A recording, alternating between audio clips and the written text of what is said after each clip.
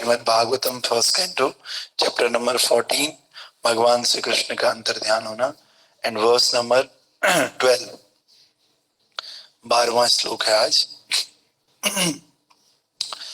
शिवे सोऽध्यन्तमादित्यम् अविरोध्यनलानना मामंग सारमे योऽहम् अभिरेभत्यभिरुवता। शिवा एषा उद्यन्तम् आदित्यम् अविरोधिलाननम् मामंग सारमे योऽयम् अभिरेभति अभिरुवतः। शिवाय सद्यन्तमादित्यम् अविरोध्यनलानना मामंग सारमे योऽहम् अभिरेभत्यभिरुवत। हरे कृष्णा। आप लोग दोहरा सकते हैं।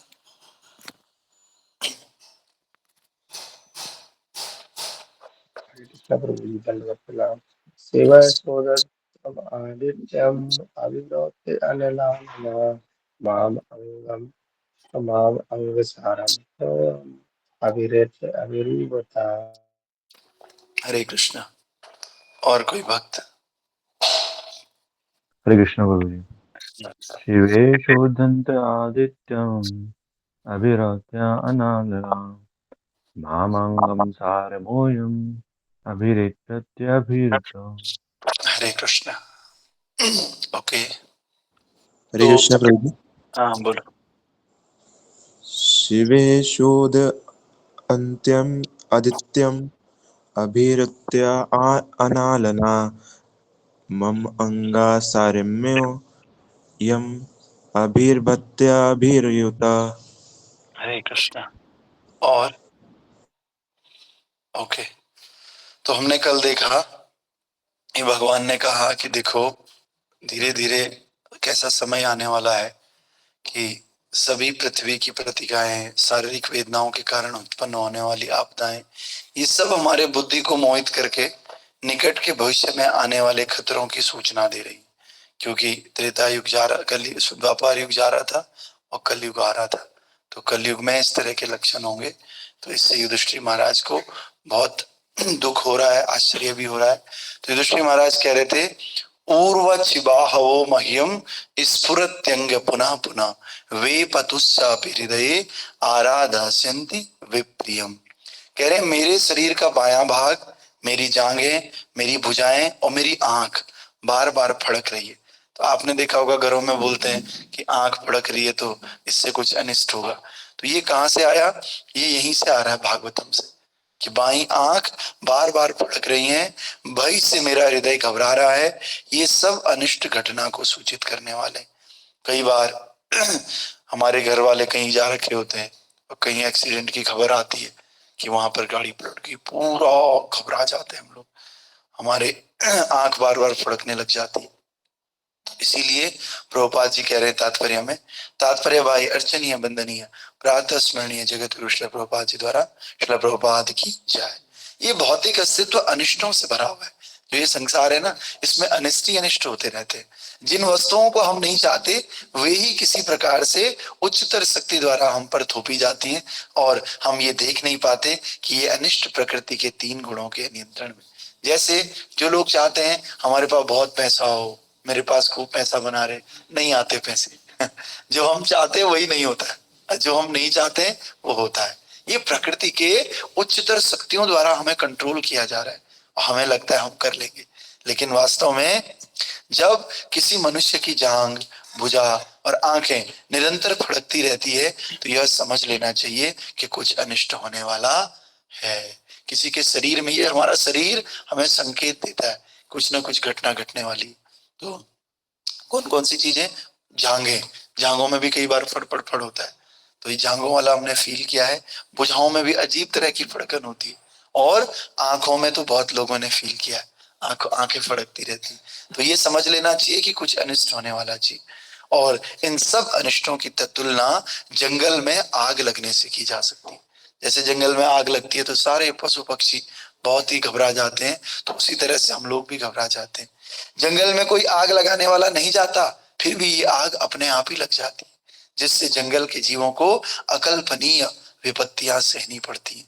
सोचो छोटे छोटे बच्चे, पक्षियों के रेंगने वाले जीव हैं, वो सब आग के चारों तरफ से आग की लपटों में गिर जाते हैं, तो कितनी मुश्किल उनके लिए हो जाती है, सोचने का विषय है। तो ऐसी आग को किसी भी मानवीय प्रयास के द्वारा नहीं बुझाया जा सकता।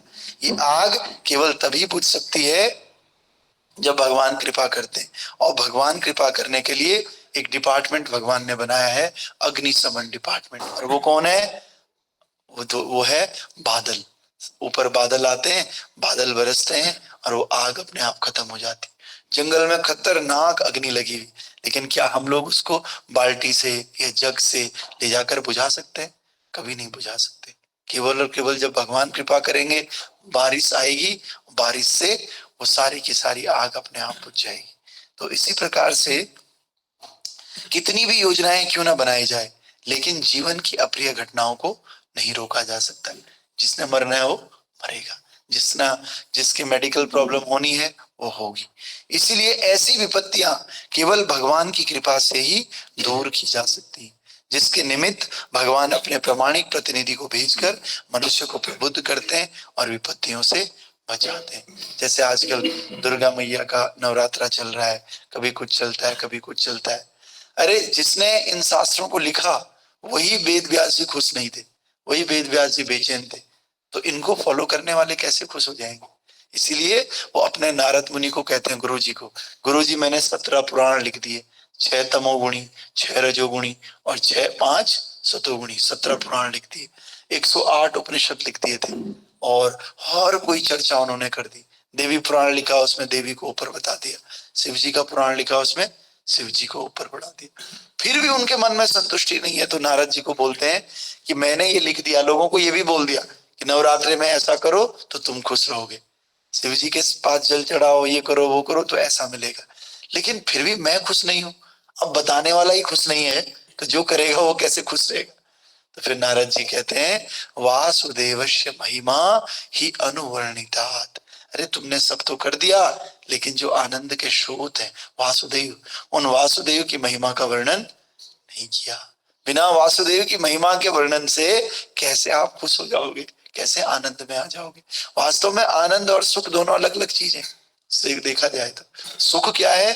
सुख के साथ साथ दुख ऑटोमेटिकली आ जाता है, लेकिन आनंद का कोई उल्टा नहीं। आनंद इस संसार की वस्तु है ही नहीं, आनंद तो भगवान के धाम की वस्तु है, लेकिन सुख दुख कहाँ की वस्तु है?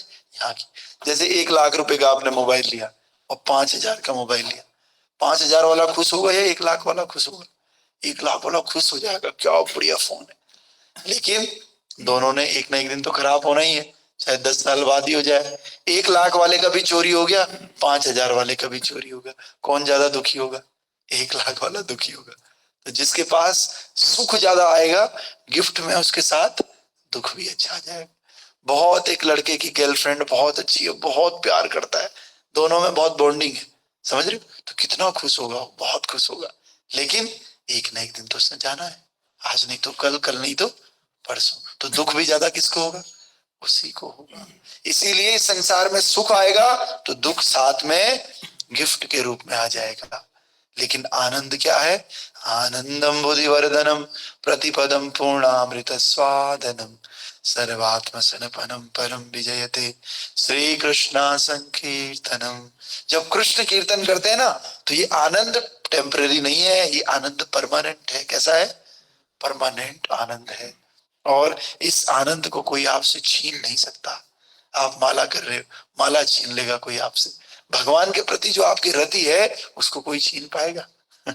रसिया में एक डिवोटी की घटना है, उनको जेल में डाल दिया। कम्युनिस्ट बहुत थे रसिया में उस समय, तो जो हरे कृष्ण कीर्तन करते थे उनको उठा उठा के जेल में डाल देते थे। हम लोग आज ऐसे ही, हमें जप करने के लिए कहते हैं, इतना अच्छा माहौल है, लेकिन हम लोग फिर भी जप नहीं करते, भगवान की भक्ति नहीं करते, बहुत लाइटली लेते। लेकिन इसी भक्ति को लोगों ने कैसे स्ट्रगल करके इस मूवमेंट को स्थापित किया। रसिया में बता रहे, छुप छुप के, धोती कुर्ता पहनना अलाउड नहीं था, तिलक लगाना अलाउड नहीं है। हाँ, सो तो एक किताब है उसमें भी ये सब लिखा हुआ है। अभी की घटना है, प्रभुपाद जी के जानने के समय की घटना, 50 साल पहले, मुश्किल से 40-50 साल। तो उनको जेल में डाल दिया जाता था। एक माता को जेल में डाल दिया, वो प्रचार करती थी। जेल में डालते डालते माला छीन ली, माला देख ली तो उनको पहले तो मारते थे, फिर मार के सोचो, आपको कोई मार रहा है आज कि आप माला क्यों कर रहे हो, लेकिन हम फिर भी नहीं करते, कितनी बुरी बात है। तो लोगों ने ऐसे संघर्ष, फिर उन्होंने अंदर, उनको रोटियां मिलती थी खाने के लिए, कभी कभी आटा मिलता था, खुद बनाओ खुद खाओ, तो उस आटे की गोलियां बनाते थे, गोलियां बना करके 108 उसको चिपकाते थे, किसी तरह चिपका करके उससे माला करते थे।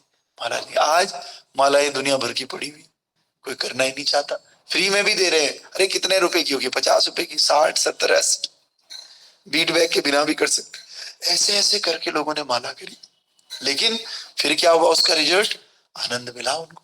आज उन्हीं की घटनाएं तो पूरे इस्कॉन में फेमस है, पूरे विश्व में। हमारी घटना कोई बताता है?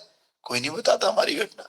तो वो लोग मर के भी अमर रहते हैं, लेकिन हम जैसे लोग इतनी लाइटली इन चीजों को लेते हैं, तो हम लोग जी कर भी मरे हुए के ही समान है। इसी प्रकार से कि केवल क्या होता है, भगवान की कृपा से ही हम इन विपत्तियों को दूर कर सकते हैं।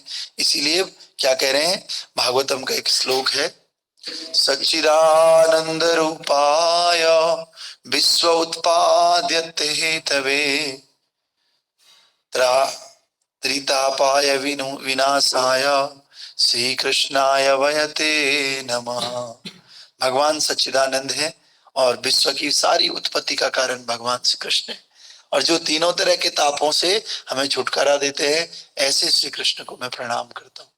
तो ये भागवतम का श्लोक है। भागवतम रोज पढ़ के देखिए, आपके जीवन में दुखों का अंत होगा, और धीरे धीरे, एकदम से नहीं आएगा, लेकिन आपको अंदर चेंज अनुभव होगा, परिवर्तन आएगा, और ये परिवर्तन आपको मोटिवेट करेगा भगवान की भक्ति को और ज्यादा करने के लिए। कृपया सब लोग नित्य श्रवण कीजिएगा। अगर आप लोग धीरे धीरे छोड़ते हैं, बीच में छोड़ते रहते हैं, तो फिर इसका संपूर्ण लाभ हमें नहीं मिलता है। ठीक है, तो ग्रंथराज श्रीमद् भागवत महापुराण की जय। आज का श्लोक तो हमने पढ़ा ही नहीं। आज का श्लोक में फिर आगे युधिष्ठिर महाराज कह रहे हैं, हे भीम, जरा देखो तो ये जो सियारिन है किस प्रकार उगते हुए सूर्य को देखकर रो रही है, और अग्नि उगल रही है, और यो कुत्ता किस प्रकार निर्भय होकर मुझ पर भौंक रहा है।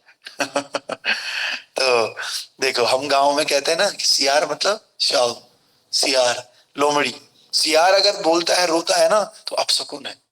बिल्ली रोती है तो वो भी अपशकुन है। तो ये सब भागवतम में लिखा हुआ है। हम सोचते थे ऐसी अपने मर्जी से बोलते, और सूर्य को देखकर रो रही है। सोचो, यहाँ सूर्य निकल रहा है, सूर्य को देख के तो खुश होना चाहिए। कैसा कलयुग आ गया कि वो सूर्य को देखकर रो रही है, समझ रहे? दूसरा, ये कुत्ता किस प्रकार निर्भय होकर मुझ पर भौंक रहा है। कुत्ते आदमियों से डरते थे, लेकिन आजकल उल्टा हो रहा है। आदमी कुत्ते को देखकर डर रहा है, भौंक रहा है कुत्ता। घरों में आदमी रखवाली के लिए नहीं है, कुत्ता है। लिखा हुआ है बाहर गेट पे, बी अवेयर्स ऑफ डॉग। तो इस प्रकार से अभी हमने कल एक वीडियो देख रहे थे, पता नहीं कहाँ की थी, अमेरिका रसिया पता नहीं, मैं देख के बताऊंगा। तो एक लड़की है, लेडी 23-24 साल की बेचारी, तो दो कुत्तों ने उसको बुरी तरह से, उसकी नाक खा दी, कान खा दिया, पूरा एकदम गंदा फेस उसका बना दिया कुत्तों ने। सोचो, तो घर की रखवाली के लिए कुत्ते रख रहे हैं। आदमी कम है, कुत्ते ज्यादा है। मोह 4 कुकुर बार। मोह मतलब होता है परिवार, परिवार 4 है और कुकुर 12 है। 12 मीन्स 12। तो ऐसी स्थिति हमारे समाज की, कलयुग की घोर स्थिति। युधिष्ठिर महाराज इन स्थितियों का वर्णन कर रहे हैं। तो वर्णन करके प्रभुपाद जी कह रहे हैं तात्पर्य में, ये कुछ अपशकुन है जो निकट के भविष्य में अनिष्ट का संकेत देते हैं। सियार रोने लग जाए, बाईं आंख फड़कने लग जाए, तो आप समझ जाना कुछ अनिष्ट हो रहा है। तो ये अनिष्ट जो है भागवतम में वर्णन है, वो भी किसके द्वारा बताया जा रहा है? युधिष्ठिर महाराज। युधिष्ठिर महाराज कोई छोटे मोटे अज्ञानी थोड़ी है। युधिष्ठिर महाराज धर्मात्मा और ज्ञानी व्यक्ति, भगवान के भक्त हैं, तो वो इन अनिष्टों को बता रहे। ठीक है, तो कल हम देखेंगे क्या, आज ही पढ़ लेते हैं। सस्ता कुर्वन्ति मां सभ्यम दक्षिणम पशवो परे वाहांस पुरुष व्याघ्र लक्ष्ये रुदतो ममा। हे भीमसेन, हे पुरुष व्याघ्र, अब गाय जैसे उपयोगी पशु मेरी बाईं ओर से निकले जा रहे हैं, और गधे जैसे निम्न पशु मेरी प्रदक्षिणा कर रहे हैं, और मेरे घोड़े मुझे देखकर रोते हुए प्रतीत हो रहे हैं। तो ये भी अपशकुन के लक्षण है कि जब गाय हमारे घरों से जाने लग गई है। आजकल लोग गाय नहीं पाल रहे, कुत्ते पाल रहे, और ये अपशकुन है। और घोड़े गधे जैसे निम्न पशु मेरी प्रदक्षिणा कर रहे हैं। दूसरा, घोड़ा मुझे देखकर ऐसे लग रहा है कि वो रो रहा है। घोड़े रो रहे हो, इसका मतलब ये भी अपशकुन है। तो इस प्रकार से कल हम इसके आगे देखेंगे। आप सब लोग टाइम पे आने का प्रयास कीजिएगा, क्योंकि अगर भागवत की महिमा नहीं सुनते हैं, श्लोक हम नहीं सुनते हैं, तो थोड़ा प्रगति देर में होती है, बाकी होता तो कुछ नहीं है। तो इसलिए आप सब लोग कृपया करके टाइम पे आए। 6:40 हमने टाइम कर दिया, 6:30 में नहीं 6:40, और जानबूझकर हम उसे 45-46 करते ताकि आप लोग टाइम पर आ जाएं, लेकिन फिर भी नहीं आप लोग आते। तो इसी प्रकार से जिस प्रकार से हम भौतिक चीजों के लिए, जॉब के लिए, बिजनेस के लिए एकदम टाइम पे पहुंचते हैं डेडिकेटेडली, टाइम पे नहीं पहुंचते तो हमें मेमो मिलता है, मेमोरेंडम, उसी प्रकार से हमें भागवत कथा के लिए भी एकदम डेडिकेटली टाइम पे आना चाहिए। तो भगवान हमारा जब डेडिकेशन देखते हैं, समर्पण देखते हैं, तो अवश्य रूप से वो कृपा करते हैं। तो हमारे जीवन में चाहे वो भौतिक कष्ट हो, चाहे दैविक कष्ट हो, चाहे आध्यात्मिक कष्ट हो, तीनों तरह के कष्टों को हमारे जीवन से हटा देते हैं और हम आनंदमय बन जाते हैं। लेकिन ऐसा रोज करें तो तब ना। तो आप लोग सब प्रयास कीजिए, नहीं कर पा रहे तो भगवान से प्रार्थना कीजिए। और अभी मैं भी सबको कॉल नहीं कर पाता हूँ, 1-2 लोगों को ही कॉल कर पाता हूँ जो मेरे कांटेक्ट में है, बाकी कॉल नहीं कर पाता हूँ। तो आप लोग आइएगा, ठीक है। हरे कृष्ण। श्रील प्रभुपाद गुरु महाराज की, ग्रंथराज श्रीमद् भागवत महापुराण की, निताय गौर प्रेम आनंदे। हरि हरि बोल। मंगला आरती।